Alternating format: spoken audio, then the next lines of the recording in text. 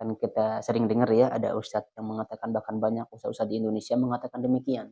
Apabila Imam Syafi'i menyelisihi Nabi, maka kita dahulukan Nabi. Ini sudah jelas ya. Tetapi mungkin Ustadz Dr. Ar-Razi ini salah paham menanggapi kata-kata ini. Nah, maksud mereka itu ya ustadz-ustadz di Indonesia, mereka ya mengatakan demikian. Sebab apa? Mari kita dengarkan bagaimana perkataan Imam Syafi'i. Idza shahhal hadits fahuwa madhhabi, kata beliau. Assalamualaikum warahmatullahi wabarakatuh. Alhamdulillah wassalatu wassalamu ala Rasulillah. Saudaraku yang dirahmati Allah Subhanahu wa taala, mudah-mudahan kita senantiasa dalam kebaikan ya. Pada kali ini saya akan merespon untuk kedua kalinya ya, merespon video daripada Al Ustaz Dr. Ar-Razi Hashim. Saya akan merespon video beliau. Tujuan saya merespon video ini tidak lain hanyalah untuk berbagi informasi saja ya.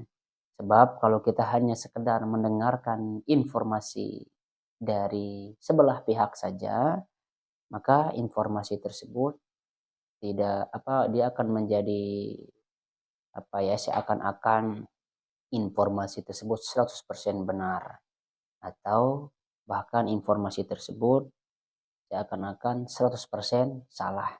Oleh karena itu, kalau misalkan kita mendengarkan penjelasan dari pihak-pihak yang lain juga, dari guru-guru kita yang lain, insya Allah kita sebagai penuntut ilmu ya, insya Allah kita bisa nanti memberikan kesimpulan.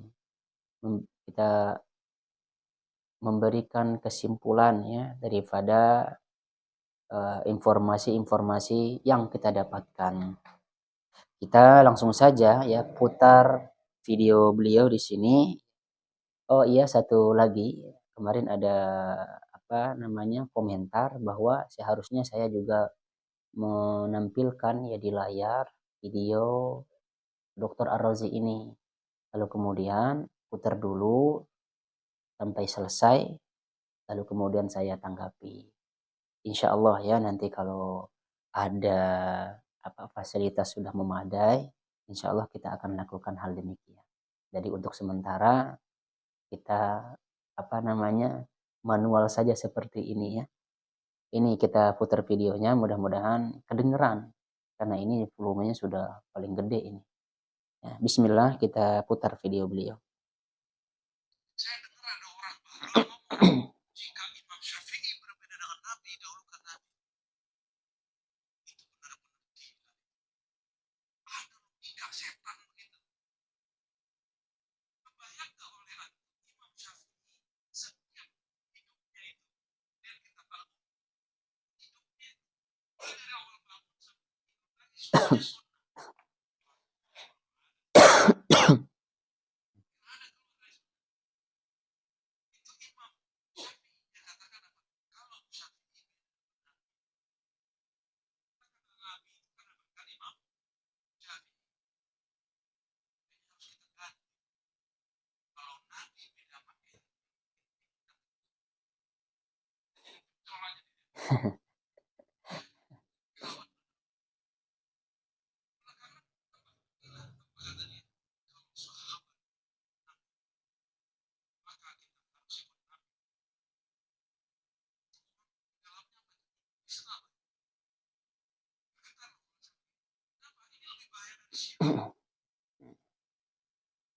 segitu ya. Mungkin di statement yang lain mah tidak ada yang perlu ditanggapi kali.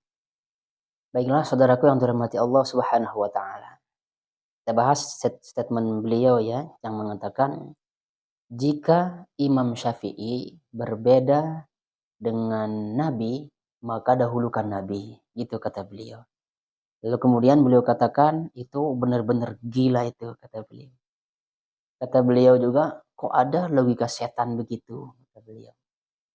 Sebenarnya ketika kita mendengarkan orang yang mengatakan statement seperti ini, ya, jika Imam Syafi'i berbeda dengan Nabi, menyelisihi Nabi misal, maka tetap kita dahulukan Nabi. Kan kita sering dengar ya, ada ustadz yang mengatakan, bahkan banyak ustadz-ustadz di Indonesia mengatakan demikian. Apabila Imam Syafi'i menyelisihi Nabi, maka kita dahulukan Nabi. Ini sudah jelas ya. Tetapi mungkin Ustadz Dr. Ar-Razi ini salah paham menanggapi kata-kata ini. Nah, maksud mereka itu ya, ustadz-ustadz di Indonesia, mereka ya mengatakan demikian. Sebab apa? Mari kita dengarkan bagaimana perkataan Imam Syafi'i. Idza shahhal hadits fahuwa madhhabi, kata beliau. Jika hadis itu sudah sahih, kata beliau, maka itu adalah mazhabku. Oleh karena itu Imam Syafi'i terkenal dengan Nasirul Hadis. Nah, jadi saudaraku yang dirahmati Allah Subhanahu wa taala, kalau kita dengarkan pendapat-pendapat ustadz yang mengatakan demikian, maksudnya bukan seperti yang dipahami oleh Dr. Ar-Razi Hashim. Kenapa statement Ustadz Dr. Ar-Razi seperti ini? Ini seakan-akan statementnya apa namanya ya, memprovokasi begitu. Memprovokasi ini statement beliau. Nah, beliau tidak menggali lebih dalam ya dari ucapan-ucapan ustadz-ustadz yang ada di Indonesia yang mengatakan ketika siapapun ya, bahkan beliau katakan di sini, loh kita kenal Nabi berkat Imam Syafi'i, kata Dr. Ar-Razi ya, Ustadz Dr. Ar-Razi, beliau katakan, loh kita kenal Nabi berkat Imam Syafi'i. Nah, kayaknya harus kita apa ya, harus ganti nih, kata beliau. Kalau Nabi beda dengan ente, ente kita lecek, ente kita jadiin pecel, kata beliau. Tuh, coba kan statementnya udah apa namanya ya, sudah salah seperti ini. Kita katakan semua sepakat kita kenal Nabi salah satunya melalui Imam Syafi'i. Kita juga kenal Nabi dari Imam Malik. Kita juga kenal Nabi dari Imam Ahmad bin Hambal. Kita juga kenal Nabi dari Imam Abu Hanifah. Kita kenal hadis-hadis sahih dari Imam Bukhari dan yang lainnya. Bukan berarti berbeda pendapat dengan Nabi harus tinggalkan pendapatnya, ikuti Nabi. Bukan berarti kita langsung belajar dengan Nabi, bukan. Bukan seperti itu maksudnya. Ya. Nah, maksudnya adalah ketika Imam Syafi'i ini bisa jadikan ya berbeda pendapat dengan Imam Malik misal. Berbeda pendapat kan banyak tuh pendapat-pendapat yang berbeda ya. Imam-imam yang 4 ini berbeda pendapat terkadang. Maka ikutilah hadis-hadis yang sahih. Ikuti hadis-hadis yang sahih. Apabila hadis itu sudah sahih, maka tidak ada alasan bagi kita untuk meninggalkan hadis yang sahih tersebut. Dan bisa jadi kan pendapat Imam Syafi'i benar, pendapat Imam Malik salah. Bisa jadi sebaliknya juga. Akan tetapi kita katakan mereka itu berijtihad. Sedangkan kita sudah ketahui bersama bahwa mereka kalau misalkan salah dapat pahala 1. Kalau benar mereka dapat pahala 2. Selesai. Tugas kita sekarang sebagai pelajar ini adalah mengumpulkan semua karya-karya ulama-ulama terdahulu itu, lalu kemudian kita simpulkan, kita cari yang mana pendapat yang lebih kuat. Kenapa? Karena di zaman orang-orang terdahulu itu tidak seperti zaman sekarang. Zaman sekarang mah semua kitab itu sudah bisa dibaca kok. Kitab-kitabnya Imam Syafi'i semua sudah lengkap. Kitab-kitabnya ini Imam Malik, imam-imam yang lain itu sudah lengkap. Hadis-hadis semua sudah jelas sekarang mah. Mana hadis-hadis yang lemah, mana hadis-hadis yang sahih, mana hadis-hadis palsu, sudah ada sekarang mah. Tinggal kita sekarang apakah kita mau membaca atau tidak, begitu. Bukan berarti ya sekali lagi Imam Syafi'i bodoh, bukan. Nah, kalau Imam Syafi'i salah, wajar. Kenapa? Karena beliau adalah manusia. Bisa salah, bisa benar. Begitu juga dengan imam yang lain. Apakah mereka salah? Ya pasti ada salahnya, pasti. Bukan berarti kan dengan kesalahannya itu lalu kemudian kita mengatakan oh mereka ahli bid'ah. Enggak seperti itu cara kita menilainya ya, saudaraku yang dirahmati Allah Subhanahu wa taala. Lalu kemudian beliau katakan belakangan ada yang tambah gila nih ya. Kalau sahabat beda dengan Nabi, maka kita harus, ikut Nabi, tinggalkan sahabat. Nah, kata beliau juga, beliau sambung ya, itu orang di dalamnya apa itu? Iblis atau apa itu kata beliau ya. Ini lebih berbahaya daripada Syiah, berbahaya daripada disebut tadi ya kelompok-kelompok yang lain. Nah, justru statement yang hanya setengah ini yang lebih berbahaya. Kalau misalkan kita perdalam ya, lebih lebih dalam lagi pendapat-pendapat, guru-guru kita yang lain, ustadz-ustadz kita yang mengatakan kalau ada sahabat ya, yang bertentangan dengan Nabi, maka ikuti Nabi. Betul statement-nya mah. Tapi pemahamannya apakah betul? Ya, mungkin Ustadz Doktor Ar-Razi kan keliru dalam memahami. Saya yakin kok beliau pasti inilah, pasti juga baca. Bagaimana kan para sahabat menghalalkan nikah mut'ah ya. Sahabat menghalalkan nikah mut'ah. Lalu kemudian ketika Rasulullah atau ketika Ali bin Abi Thalib mendengarkan hadis dari Rasulullah, ternyata nikah mut'ah sudah diharamkan. Lalu kemudian sahabat yang lain kan belum tahu. Sahabat yang lain mengamalkannya. Lalu kemudian disampaikanlah oleh oleh Ali bin Abi Thalib bahwa nikah mut'ah itu sudah diharamkan. Kan ada sahabat yang berkomentar pada saat itu mereka tidak tahu.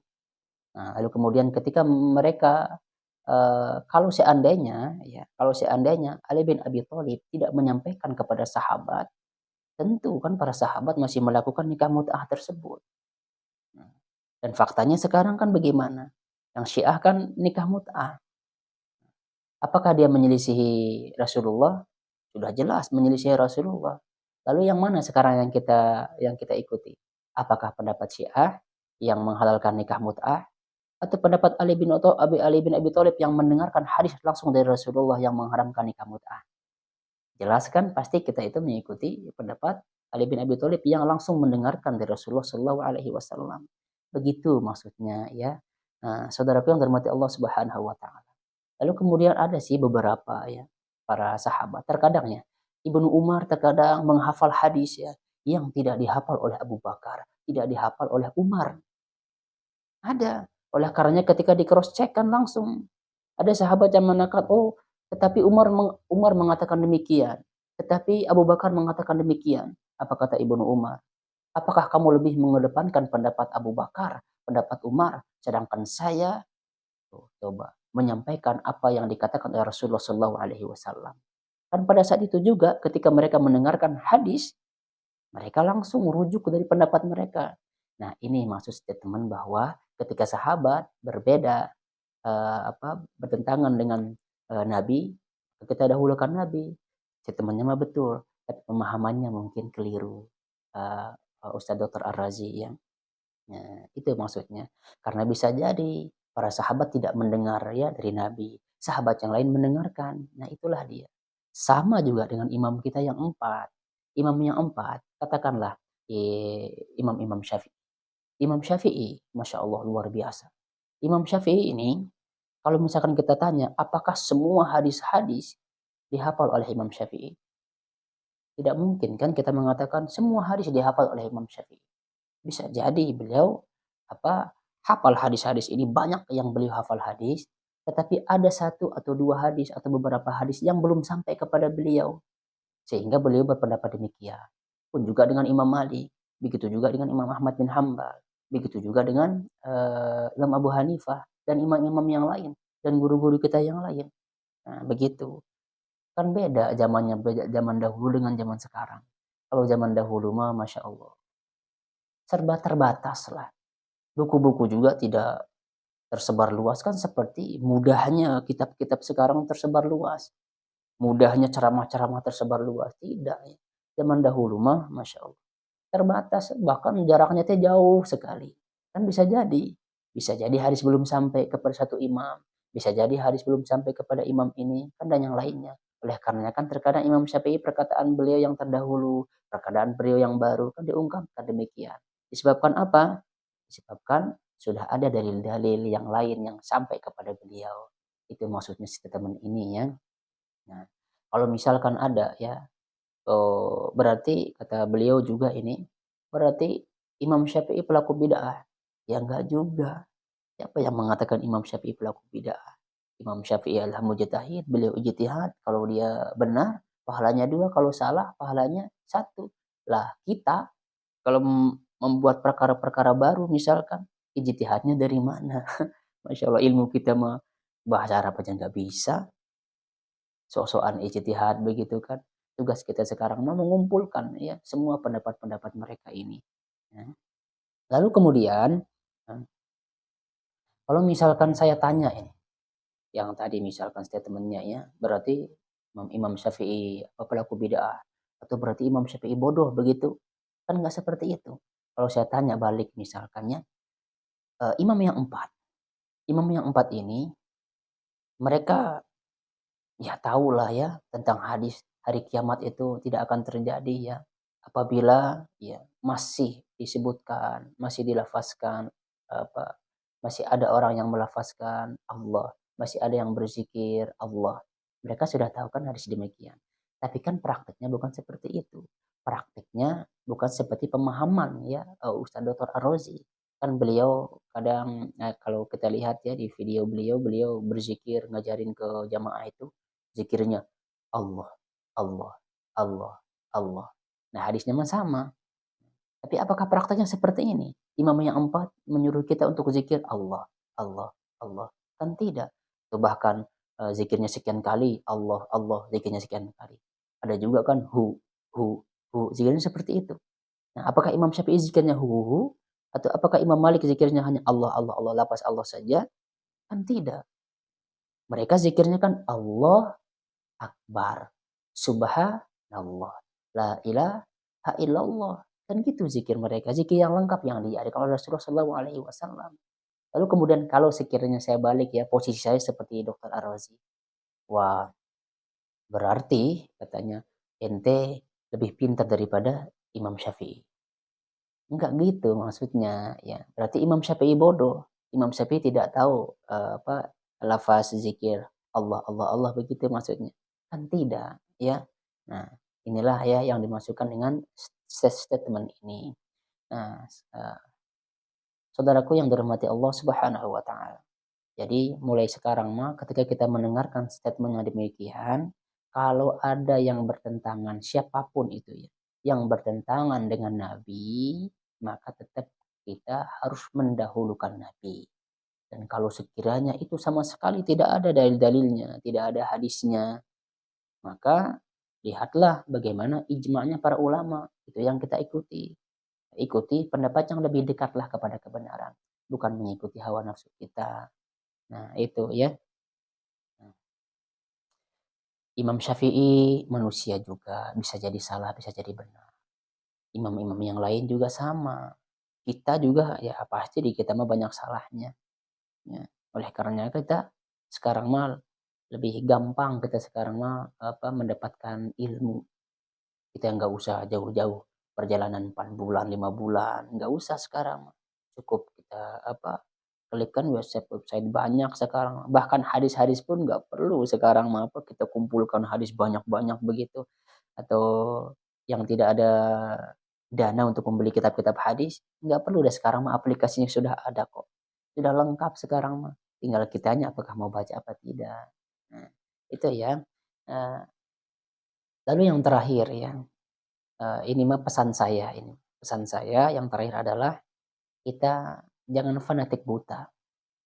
Karena fanatik ini luar biasa bahayanya. Contohnya apa? Kalau misalkan guruku mengatakan A, sudah pasti A. Guruku mengatakan B, itu pokoknya B aja, nggak boleh C, nggak boleh D. Ini yang fanatik buta. Cara kita menghormati guru adalah ketika guru itu menyelisih sunnah, maka tinggalkan pendapat guru kita tersebut dan tetap kita hormati guru kita. Kita tetap khidmat kepada guru kita. Kita berguru kepada mereka. Inilah cara kita menghormati para ulama. Mudah-mudahannya komentar yang singkat ini ada manfaatnya. Insya Allah kita akan lanjutkan di kesempatan yang lain. Ya.